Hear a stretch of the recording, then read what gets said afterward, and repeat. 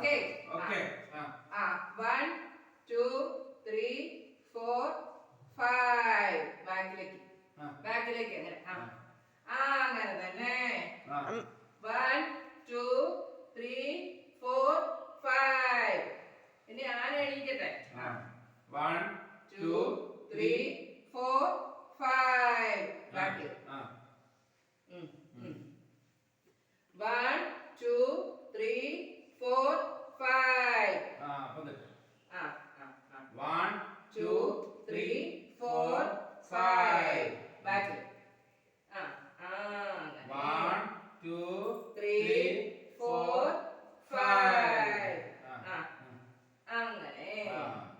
1, 2, 3, 4, 5.